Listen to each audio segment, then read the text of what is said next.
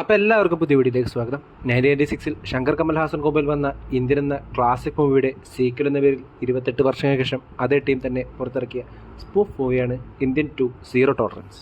ഇതിൻ്റെ tag ലൈനായ zero tolerance പ്രേക്ഷകരെ ലക്ഷ്യം വെച്ച് പറഞ്ഞതാണെന്ന് പോലും ഈ സിനിമ കണ്ടു കഴിഞ്ഞപ്പോൾ എനിക്ക് തോന്നി.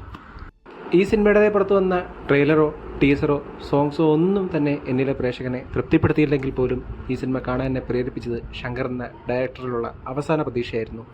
എന്നാൽ ശങ്കറിൻ്റെ ഡയറക്ഷനും മേക്കിങ്ങും സിനിമയുടെ മൊത്തത്തിലുള്ള പോക്കും കണ്ടപ്പോൾ ആ പ്രതീക്ഷകൾക്കൊന്നും ഒരു വിലയും കൽപ്പിക്കാത്ത പോലെയാണ് സിനിമ കണ്ടു കഴിഞ്ഞപ്പോൾ എനിക്ക് തോന്നിയിട്ടുണ്ടായിരുന്നത്.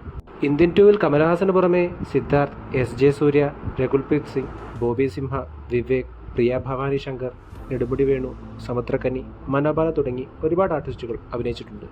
ഇതിൽ കമൽഹാസൻ അടക്കമുള്ളവരുടെ പെർഫോമൻസ് ഒരൽപ്പം ഓവർ ദ ടോപ്പായി അനുഭവപ്പെട്ടപ്പോൾ സിനിമയിൽ ഒരൽപ്പമെങ്കിലും നല്ല രീതിയിലുള്ള പെർഫോമൻസ് കാഴ്ചവെച്ചതായി എനിക്ക് തോന്നിയത് സിദ്ധാർത്ഥിൻ്റെ പെർഫോമൻസ് ആയിരുന്നു.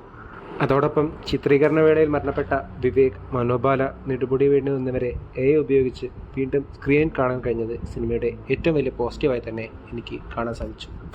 ടെക്നിക്കൽ സൈഡിലേക്ക് വരികയാണെങ്കിൽ AR റഹ്മാൻ ഇന്ത്യൻ 1-ൽ ചെയ്തു വെച്ച മ്യൂസിക്കിനെയും BGMനെയും വെച്ച് നോക്കുമ്പോൾ ഇന്ത്യൻ 2-ൽ അനിരുദ്ധ് ചെയ്തു വെച്ച മ്യൂസിക് വളരെയധികം ബിലോ അവറേജും പലപ്പോഴും ഓവർ സ്കോറിങ്ങുമായി എനിക്ക് അനുഭവപ്പെട്ടു. അതോടൊപ്പം എനിക്ക് അല്പമെങ്കിലും ഇഷ്ടപ്പെട്ട സിനിമയിലെ ഒരു ലവ് ട്രാക്കായ നീരോൽപ്പം എന്ന സോങ് സിനിമയിൽ നിന്ന് ഒഴിവാക്കുന്ന കാഴ്ചയും എനിക്ക് കാണാൻ സാധിച്ചു.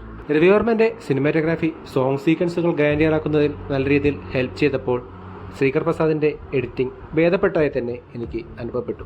3 മണിക്കൂറിനടുത്ത് ദൈർഘ്യമുള്ള സിനിമയിൽ ആദ്യാവസാനം സ്ക്രീനിൽ ഒരുപാട് ഹാപ്പനിങ്സ് ഉണ്ടാകുമ്പോഴും സ്ക്രീൻ പ്ലേയിൽ പുതുമ കൊണ്ടുവരാൻ സാധിക്കാതെ പോയതും അരോചകമാവുന്ന പെർഫോമൻസിനാലും സിനിമ അധിക സമയവും മുന്നോട്ട് പോകാൻ കഷ്ടപ്പെടുന്നത് പോലെ എനിക്ക് അനുഭവപ്പെട്ടു. സിനിമയുടെ മറ്റൊരു നെഗറ്റീവായി എനിക്ക് തോന്നിയത് കമൽഹാസൻ്റെ ഫാൻസി ഡ്രസ്സും അതിന് കൊടുത്ത മേക്കപ്പുമായിരുന്നു. അതുപോലെ സീരിയസ് ആയി ചെയ്ത ഒരുപാട് കാര്യങ്ങൾ കോമഡി ആവുന്ന കാഴ്ചയും എനിക്ക് കാണാൻ സാധിച്ചു. അവസാനം ഇന്ത്യൻ 3-യുടെ ട്രെയിലർ കൂടി കണ്ടു കഴിഞ്ഞപ്പോൾ എനിക്ക് തോന്നിയിട്ടുണ്ടായിരുന്നത് ഈ ഒരു സ്പൂഫ് മൂവിക്ക് പകരം ആ ഒരു മൂവിയെ ഇന്ത്യൻ 2-ആയി പുറത്തിറക്കുന്നതായിരുന്നു എന്നാണ്. തൻ്റെ ക്ലാസിക് സിനിമയുടെ സെക്കൻഡ് പാർട്ട് ഇറക്കി അതിനെ കോമഡി പീസാക്കുന്ന പരിപാടി ശങ്കർ വീണ്ടും തുടരുമ്പോൾ അവിടെ കോമാളികളാകേണ്ടി വരുന്നത് സാധാരണ പ്രേക്ഷകരാണെന്ന് പറഞ്ഞുകൊണ്ട് ഈ വീഡിയോ ഞാൻ അവസാനിപ്പിക്കുന്നു. വീഡിയോ ഇഷ്ടപ്പെട്ട ചാനൽ സബ്സ്ക്രൈബ് ചെയ്യുക. അപ്പോൾ മറ്റൊരു വീഡിയോയുമായി വീണ്ടും കാണും വരെ ഗുഡ് ബൈ.